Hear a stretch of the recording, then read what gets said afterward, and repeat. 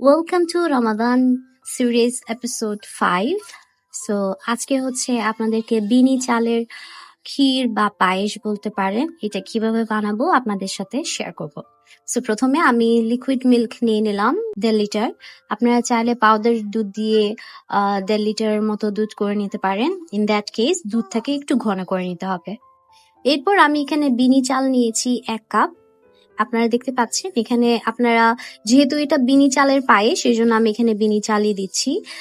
এটাকে আমি প্রথমে ভালো করে 3-4 বার ওয়াশ করার পর এটাকে আমি 30 মিনিটস এর মতো আমি এটা পানিতে ভিজিয়ে রাখবো। এরপর আজকের পায়েসে আমি গুড় দিব, গুড় দিয়ে বানাবো। সো এখানে আমি দুধটাকে জাল দিচ্ছিলাম। আপনারা খেয়াল রাখতে হবে দুধটাকে বারবার কিন্তু নেড়ে চেড়ে দিতে হবে। এরপর আমি এখানে 2টা এলাচ অ্যাড করেছিলাম, এটা ভিডিও করতে ভুলে গেছি। এটা কিন্তু কন্টিনিউয়াসলি নাড়তে হবে দুধটা, যেন নিচে লেগে না যায়। এরপর এখানে যখন দুধটা একটু ঘন হয়েছে, এখানে আমি 2 স্পুনের মতো গুড় দিয়ে দিয়েছি। এরপর দিয়ে দিচ্ছি এখানে কনডেন্স মিল্ক। কনডেন্স মিল্ক না থাকলে আপনারা চিনিও দিতে পারেন। আমি এখান থেকে এলাচটা উঠিয়ে নিচ্ছি। যখন দেখবো দুধটা মোটামুটি ঘন হয়ে গেছে, তখন এখানে আমি চালটা দিয়ে দিব। চালটা অবশ্যই ভালো করে পানি ঝরে দেন হচ্ছে চালটা আপনারা দুধের মধ্যে দিবেন, দিয়ে এভাবে কন্টিনিউয়াসলি নাড়তে থাকবেন। আমি এটা 45 থেকে 1 আওয়ারের মতো একদম ডিম আঁচে ছিল চুলায়। এরপর দেখেন এটা একদম ক্ষীরের মতো হয়ে গেছে।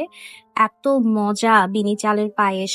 আমি এটা আগে একবার করেছি এন্ড এটা ছিল সেকেন্ড টাইম। এটা আপনারা ইফতারে বা ঈদে কিন্তু করলে এত মজা হবে। আর দেখেন এখানে চালটা একদম ঠিক মতো আমি বয়ল করে নিয়েছি।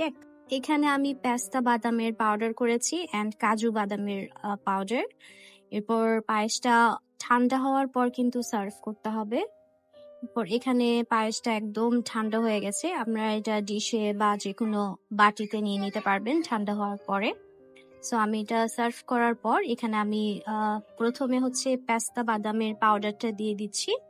এটা আমি পেস্তা বাদামকে ব্লেন্ড করে দেন এখানে উপরে দিয়ে দিচ্ছি।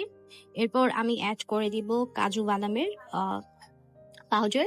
আপনারা চাইলে কিন্তু এই ডেজার্টটা মানে এই পায়েসটা যে কোনো ওকেশনে করতে পারেন। খুবই মজার, সবাই অনেক বেশি পছন্দ করবে। ধরনের ডেজার্ট আপনারা আফটার লাঞ্চ অথবা ডিনার সার্ভ করতে পারবেন। আপনারা নেক্সট কি ধরনের রেসিপি চান তাহলে আপনারা অবশ্যই আমার পোস্টে কমেন্ট করে জানাবেন। আমি চেষ্টা করব আপনাদের কমেন্টগুলো পিক করার জন্য। আমি যদি পারি আপনাদের কমেন্ট দেখে দেখে আমি রেসিপি রেডি করব। একজন আমার লাস্ট পোস্টে কমেন্ট করেছিল আলুর চপ, সো আমি চেষ্টা করব আলুর চপ বানানোর জন্য।